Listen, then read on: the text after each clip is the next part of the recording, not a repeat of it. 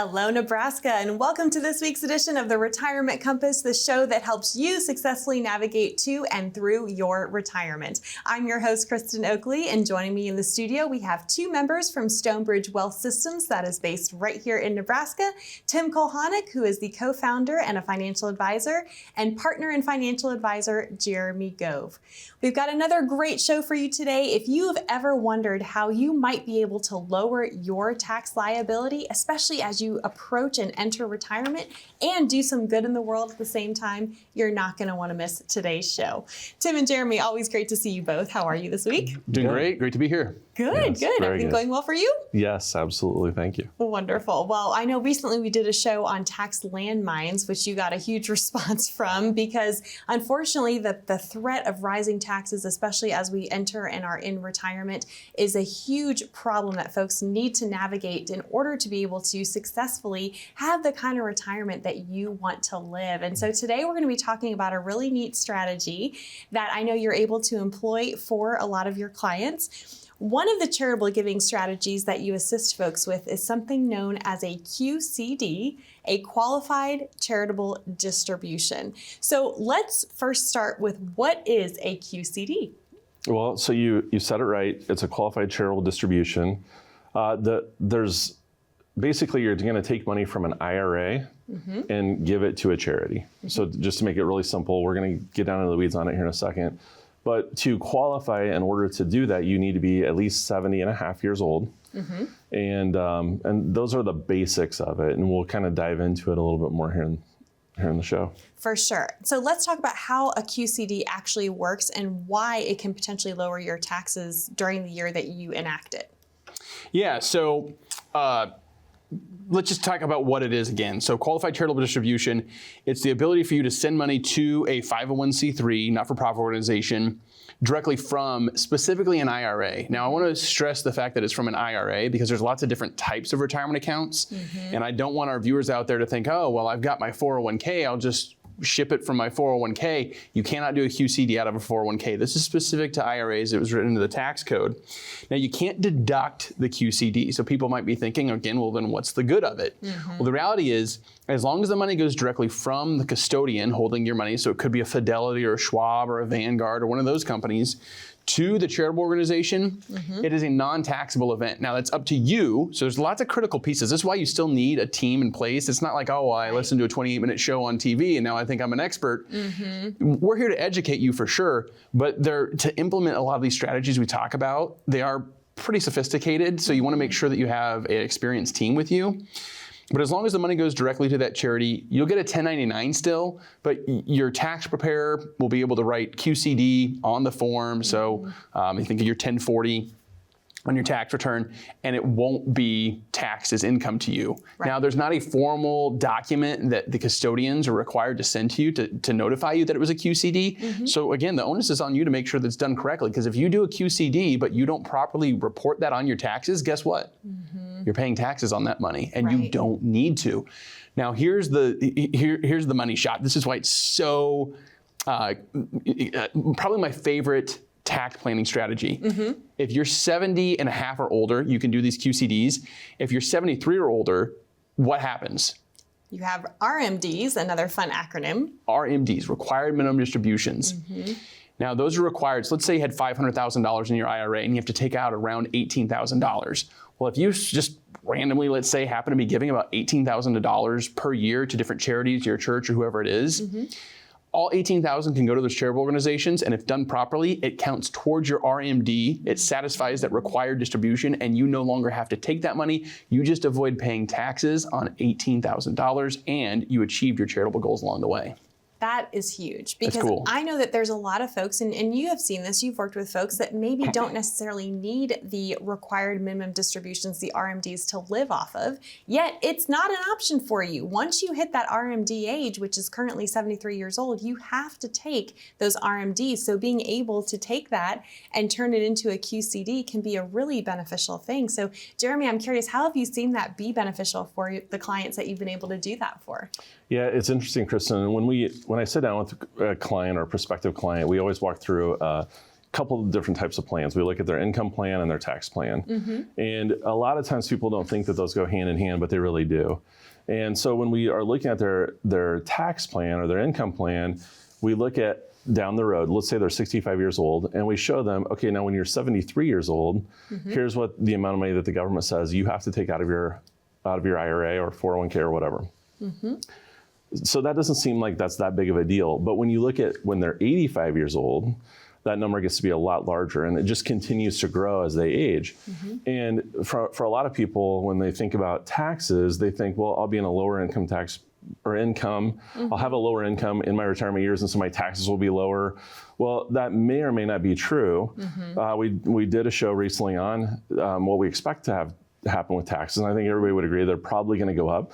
But the bottom line is, if I'm taking money out of well, I'm getting Social Security, and then I'm taking money out of these retirement accounts, that's all counting as ordinary income. And so the nice thing about doing a QCD, as Tim kind of outlined, we're already giving to charity, most likely. We work with a lot of clients that give money to their churches, and most churches are 501c3s, so they qualify. And so basically the process is you just, instead of writing a check to the church, you have Fidelity or Schwab write the check for you. And you direct them how much money you want to send. And so instead of having it go through out of Fidelity into my bank account and then to the church, it just goes directly from Fidelity to the church. And so that's basically how it works. And that's a win-win because the charity gets the full amount. Yes. You don't have to pay taxes on that money. And I think that's an important thing that I've seen folks can get tripped up is if they think, oh, I'm going to do a QCD, I'll go ahead and take my RMD and then pass it along. No, if it comes to you first, you've lost the ability to do that, right? So that's to your point, it has to go directly from the custodian, Fidelity, Schwab, whoever where the money's housed, to the charity. Right, exactly. And one of the things that people don't really understand, again, going back to taxes in general, is when we are retired, the way that our taxes are calculated are significantly different than they were when we were just paying or earning, W-2 income earners or whatever. And so when you think about Social Security and how that's taxed and all the other things, qualified charitable distributions can be a real tax saver. Yeah, for sure. Yeah. Well, it just speaks to how, when we say this on the show, all the time, is how you make a decision in one area of your financial life can and will affect all the others. That's why you have to look at how all these pieces fit together. And clearly there's a lot that goes into this strategy. It's important to know the ins and outs of it and to do it correctly. So if someone out there is watching today and thinking, you know what, I would like to know more about this strategy, maybe this could be a good thing for me to employ, what would you want to say to that person? I mean, for me, I think it goes back to making sure that you have a trusted ally in your corner. And so sometimes I like to use analogies, but, I recently went on a trip with my wife, and there's a lot of things you can do online today, and you can find out, different places to eat, wherever your destination is. You research the flights, research the hotels, research the restaurants, research all your excursions you want to do, and who's the best provider for, we're going on a tubing trip. Okay, well, we don't want to go with this company or that company, and who's the most cost effective. There's all these different variables to consider, and rather than trying to go it alone, which we got nowhere trying to go it alone, what we did is we just worked with a travel agent. And basically what happened is she came in and sat down with us for about 30, 45 minutes, asked us a lot of questions to figure out what our goals were, what we wanted to achieve, what our priorities were for the trip. And she said, okay, I'll be back in a few days. A few days later, she comes back and she pushes a binder across the table, opens it up, and there was an itinerary outlining every step of this trip. Here's where you need to be, right? When you need to be there, what you need to bring with you. As long as you can follow directions and read, you're going to have a great time. Right. And really, Jeremy and I see our role as financial planners and our team of lead advisors the same way, where we should be sitting down with these folks asking, what is it you want to achieve? What are your goals for retirement? What's your retirement? What do you want it to look like? And then we do the work on the back end, put together the plan, push that binder across the table, open it up and say, hey, as long as you can read and follow these directions, you're going to have a great time. And that's what we'd like to do for our viewers today. Wonderful. Such a great analogy. Tim, Jeremy, thank you. I know we've got a lot more to get into today, but if you're watching out there and you would like some help figuring out how these strategies could apply to you and your financial situation, this is why Tim and Jeremy and the team of Stonebridge Wealth Systems are offering you the opportunity to receive your very own complimentary written financial plan. To claim yours, all you need to do is call that number that you see on the bottom of your screen, 866-256-7778. Or if you have your smartphone handy but you'd rather not talk to someone right now, you can simply pull it out, open up that camera app, just point, click, and scan that QR code that you see there down in the bottom right-hand corner of your screen. That will take you over to a landing page, ask you a few short, simple questions, and then a member of the team from Stonebridge Wealth Systems will reach out to connect with you to schedule your complimentary meeting that way as well. Don't go anywhere. We've got a lot more great strategies to share with you on this week's edition of the Retirement Compass right after this. As Americans, we strive for better, from a better house to a better career to a better life for our children and grandchildren. Better has become the American way. But when it comes to your retirement, what does better mean to you? More income, a flexible lifestyle, better solutions? Yet a better retirement begins with a better financial plan. To get your complimentary written financial plan, call the number you see here. You only retire once. This is your opportunity to plan for better.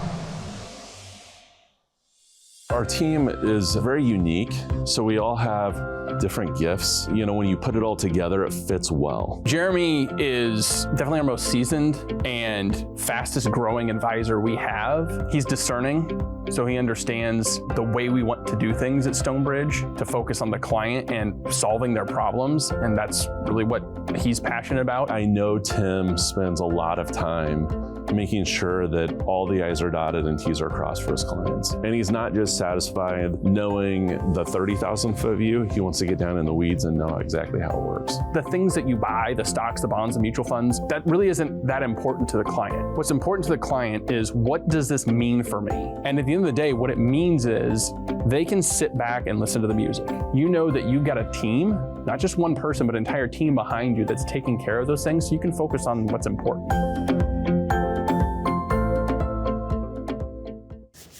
Welcome back, Nebraska. You're watching the Retirement Compass, brought to you by the team of Stonebridge Wealth Systems. I'm your host, Kristen Oakley, here with both Tim Kulhanek and Jeremy Gove.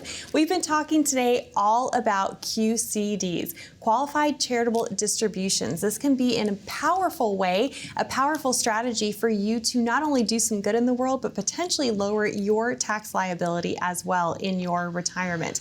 So I want to go back to something we were talking about before the break, using your QCD to count for your RMD, meaning that when you do a QCD, that can count towards your required minimum distribution, which we are all subject to. Currently, the rule states that at age 73 is when you have to start these RMDs. So why is having a QCD count towards your RMD so beneficial for so many folks? For several reasons. So first, I want to point out the fact that QCDs aren't actually new. A lot of people are now finding out about them. We're doing this show about QCDs. But they were actually, I think it was the 2006 Pension Protection Act that introduced QCDs. Mm-hmm. So why are they so much more beneficial today?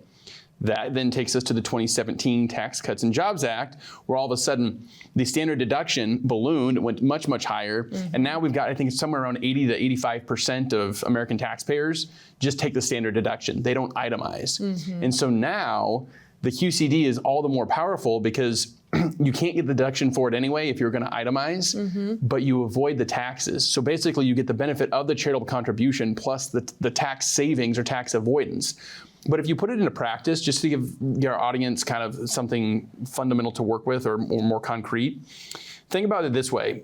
Once you get into retirement, again, it's a more complex situation for taxes because you want to avoid taxation not only on your ordinary income if possible with that standard deduction, but also on your Social Security. Yeah, let's talk about that because a lot of folks aren't aware that their Social Security could be subject to tax up to 85% potentially. Right. So yeah, for a married couple filing jointly, once you get income, technically there's some brackets, but really the reality is it's tiered. So once your income gets to about 80, 81,000 is when I see people, they're going to be paying tax on 85% of their Social Security. But really there's two different thresholds. There's 32,000 and 44,000. And once you get over 32,000, what's called provisional income, basically it's half your Social Security plus everything else, Then up to half your Social Security could become taxable. And over $44,000, it's up to 85%. So every dollar you bring in over that $44,000 provisional income mark, again, there's a specific formula for that, then 85 cents of a Social Security dollar becomes taxable. So think about it this way. If you took $10,000 out, you're not paying taxes on $10,000. You're paying taxes on $18,500. So I did the math and I said, okay, if your provisional income is $45,000 and you typically give $10,000 to your church, rather than take that distribution from your IRA, pay the tax on it, write the check, trigger the annual love letter from the custodian called the 1099, and make the contribution, you instead do a QCD. Doing the QCD keeps your provisional income right at $45,000 rather than increasing it to $55,000. Now here's the important part. That saves you a few $1,000s, several $1,000s, even if your tax rate's marginally, relatively low. Let's say you're 20% federal, 5% state on that money, a total of 25%, you're going to save $2,000, $3,000 just on that $10,000. It's really, really powerful. Well, and that's the point, is we don't want people paying any more to the IRS than they are legally required to pay, right? This is why this is such an important strategy, because it can help you save money on taxes as well. And I know you shared a client story, Jeremy, where this really came to pass. Yeah, I mean, like Tim mentioned, QCDs aren't new. And so I recently met with a gal in Hastings, and when I met with her, she was in her late 70s. And she recently became a client, but her advisor was her CPA. So this is an ironic story, because the person that was doing her taxes was her financial advisor, but she was not doing QCDs. And the income that she was getting, she actually was saving about $15,000 to $20,000 a year just from her income that was above and beyond what she needed to live off of. So she obviously did not need any more income. And so when I started to look at her financial plan and we were talking about different numbers and working through things, I asked her, have you ever heard of qualified charitable distributions? And she said, well, no. And she said, why should I be doing that? And I explained it to her, because she was giving money to her church and to different missions and stuff like that. She was already doing it anyway, She was giving the money away. Yeah. That's what was crazy. And so she didn't believe me at first. She's in her late 70s, so she just wanted to double check it. So she went back and talked to her advisor, who is her CPA. And he said, well, we haven't been doing that because we don't itemize. And as Tim just mentioned, you don't need to itemize to take a qualified charitable distribution. In fact, the fact that you're not itemizing makes it even more valuable to you to use. Right. And so she came back and we talked through that again. And I just showed her over the last 5 years how much she could have been saving in taxes. Wow. And it was crazy. Yeah. So yeah, I mean, unfortunately, it's not new, but not a lot of people know to use it. And now that it's more difficult to itemize, it might make sense to use it for a lot of our viewers, for sure. For sure. Well, what is the current maximum annual amount that someone can do for a QCD? So for 2024, you can actually put in $105,000 per person. So if you're married and you file your taxes jointly, each of you could do $105,000, so a total of $210,000 per couple. That's a lot. It's a lot of money. And if you are already going to give money to charity anyway, this is a great way to do that, where you don't have to pay tax on the money. If you're giving a significant amount of money, you're probably going to be able to itemize still. But why run it through your tax bill if you don't have to? It's just going to create more tax on your Social Security and other stuff. For sure. Well, and if you don't need that RMD, that required minimum distribution to live off of, then it just makes sense. It's a win-win for you. It's a win-win for the charity, everybody involved. Yeah, absolutely. It is. And so I'll give kind of an advanced strategy example here, because I want to make sure folks understand that there are a lot of ways to use this tool and to save. So with QCDs, you can only use a QCD on pre-tax money. And so a lot of people, if they were upper income earners, they are required to file a form every year called 8606, which basically means you've got after-tax money. You had non-deductible contributions that you put towards your IRA. And this isn't as popular today, but in the past, people would do this a lot. So they effectively have a cost basis in their IRA. Let's say they have a cost basis of $20,000 and they have an IRA with $100,000, and everything else is in a different type of account, like a 401k. Well, you can only QCD the pre-tax money. And so let's say that somebody wanted to do a Roth conversion, maybe change the numbers a little bit and say it's 50,000 basis, 50,000 of gain. They could QCD the $50,000 gain to a charitable organization. And then they left with that 50,000 basis. They could convert that to a Roth. they wouldn't really pay any tax on it except for maybe the minimal growth in the interim because they already took all of that pre-tax money. So this is a Roth conversion of sorts that cost them effectively zero in taxes. Wow. Yeah. It's pretty cool. It is really cool. Yeah. No doubt you guys have a wealth of things at your fingertips. But then, like you said, you met with this woman, you were able to see her situation, see where she was at, see where there was a potential to enact this strategy. And it was an awesome solution to her helping her to save money. I mean, that's what it's all about. Yeah, absolutely. Yeah, well, good. Well, I know other folks are going to want to know how to get in touch with you, how to get some help, how to navigate this. So what would you say to folks watching? Yeah, I think at the end of the day, Jeremy outlined it pretty good. There's a lot of different moving parts out there. It's a very complex code that we're dealing with when it comes to taxes. And even if you have someone that you have in your corner to help with some of these things, it doesn't mean that you're taking advantage of all the different tools that are available. Just like if you hired someone to come do some work at your house and you needed some work on the windows and the doors and the sink. If they came with just one tool, you'd think, hey, how are you going to solve all my problems with just a hammer?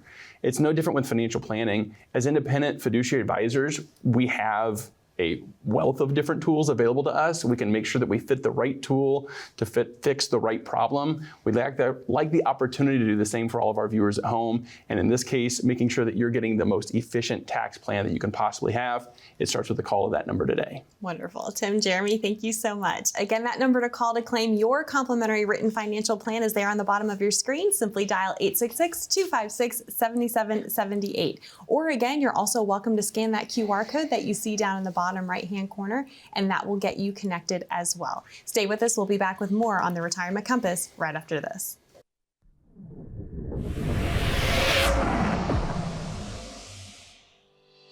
My story started when I was in college. I was trying to figure out what I wanted to do. I knew it was going to be in the financial industry. I took a lot of accounting and finance classes. I thought I'd probably work in like a bigger company and work my way through maybe the accounting department. But then when I was doing a internship the summer before my senior year, I walked into a business. I was trying to sell magazine ads. I don't know if I call it magazine ads, but basically ad space in the back of the UNK student handbook and planner, which was a difficult sell because, nobody uses pen and paper planners anymore, at least not college students. But I made my best pitch to some financial advisors. I happened to be Scott Noctegal that I met with that day. When I went for the close and tried to see if he was ready to sign up for some ad space, he said, yeah, no, I'm not interested in that, but it takes a lot of courage to have somebody to be willing to walk into a business, especially a business that really doesn't cater to your target audience, to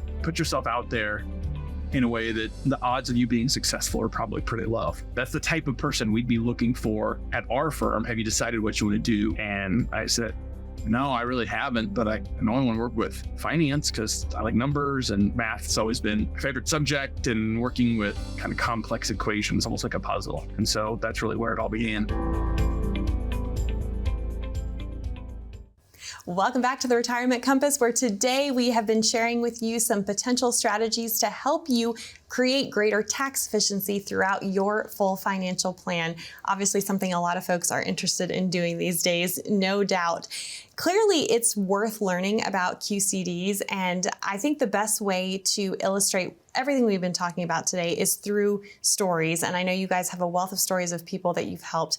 Do you mind sharing a story, Tim, that I know you shared with us during the break that I think our viewers would really benefit from hearing about? Yeah. So this is a couple that came to one of our taxes and retirement workshop, which, by the way, we do workshops throughout our communities that we serve. We've got offices across the state. We do workshops pretty much every month on various topics. We do a lot of them on taxes, but also estate planning, Social Security, retirement planning, just in general. So they came to specifically a taxes and retirement workshop because, like most of the viewers out there, most likely, that's one of their big concerns is how do I have a more efficient plan? And they too, just like Jeremy's example, they had a financial professional that they were working with, and a really low cost one. So in other words, they were working with a group that's a national firm, and they, kind of have the selling point that, hey, their value offer is that we offer a flat fee. So they're paying, let's just say, $2,500 a year flat fee, and you get financial planning in return. And they had a sizable amount. It was well over $1 million that they were having managed and having kind of overseen by this advisory group.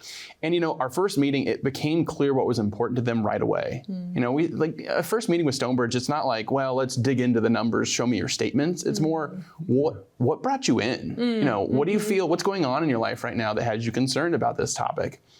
And immediately they started to open up and talk about how, they want to make sure that they're able to take care of family who had dedicated their lives to being missionaries in this case. Yeah. And how there's not a lot of money in that line of work, and, they do the best they can, but kind of struggle to get by, and want to make sure that there's money to be able to provide some assistance there, along with some other, charitable organizations that they contribute to. And I found out that every year they give at least $15,000 to the various organizations.